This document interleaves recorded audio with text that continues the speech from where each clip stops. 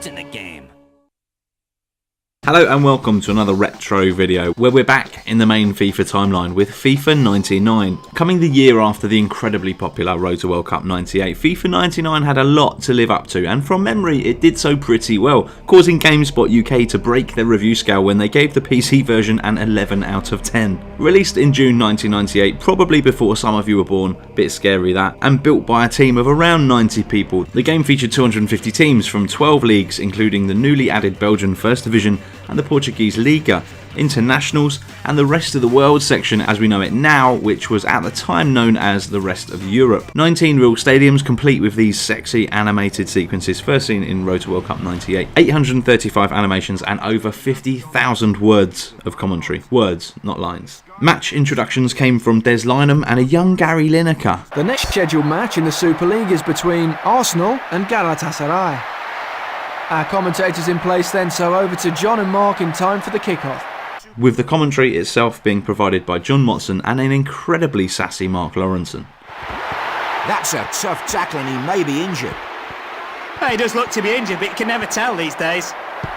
In terms of modes, you've got friendlies, season play and golden goal matches, but the bulk of the game really is the European Dream League, which splits the top teams in Europe into two leagues, all playing for a place in the knockout stages. In addition to that, there's a tournament creator, so you can set everything up just to your liking if you want. There's also an in-depth training mode which allows you to practice penalties, free kicks, corners, or an entire match with the option to set the number of players on each side. In team options, there's a very crude transfer system. Each team has a starting budget and a maximum and minimum number of players. A player can be moved freely between teams as long as the buying team has a space in the squad and enough cash available, and the sale doesn't take the selling team under the minimum amount of players. The squad management stuff is light but super flexible.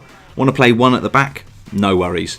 Imagine the stuff people would come up with if offered that kind of choice now. It's enough to keep you awake at night. There is a reason EA don't offer that flexibility anymore. Loads of in-game camera options, or 8 actually, which feels like a lot. Some of them are pretty funky and look great, but that often comes coupled with the price of making the game incredibly tricky to play. Not in every case, but most, I found. Sprint was still on the triangle button, there was a primitive stamina model with no visual indication of a player's condition, and the skill system was overpowered beyond belief, but we'll come back to that. Overall, it felt and feels very much like FIFA Road to World Cup 98, which is exactly what you'd expect from a game built in the same engine. The keepers were occasionally as bad as the ones in FIFA 15, and that wasn't the only feature EA decided to recycle from days gone by, as you could also switch to receivers from set pieces, even way back in 99.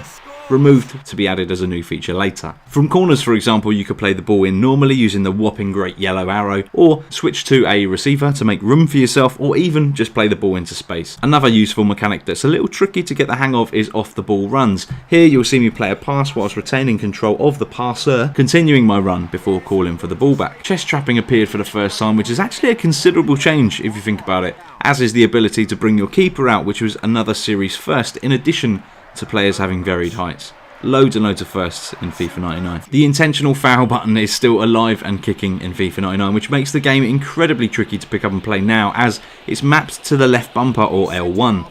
A single touch of this button will have your player smack the nearest opponent right in the chops, which is bad news when your brain is trained to use L1 for player switching when defending. You frequently find that instead of picking another defender, you've instead decked someone in a rather dangerous position. In a similar vein is the ability to dive. Yes, dive. Something that used to frequently pop up on the EA forums. EA, please add diving to the game to make it more realistic.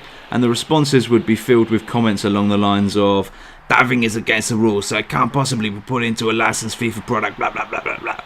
Well, it's been in the game before. Tapping L1 whilst holding L2 will see your player just throw himself on the floor. Now, most of the time he'll be pulled up for cheating and booked, playing some rather brilliant cutscenes where players accuse one another, but sometimes, just sometimes, say right at the end of a match that's 2-2, you can dive on the edge of the box in the 84th minute, securing a close range free kick, and in turn the win, laughing in the face of the laws of the game we love.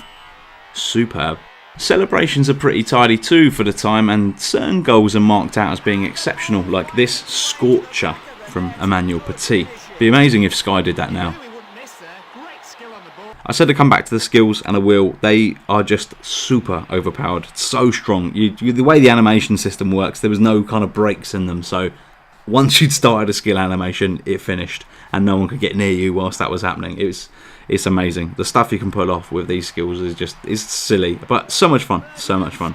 Overall, the whole thing is just super arcadey and really, really fun, and still awesome to play. Most importantly, it added some elements that would go on to feature in FIFA from this point onwards. But there you go, a little look back at FIFA 99. It's important to know your history.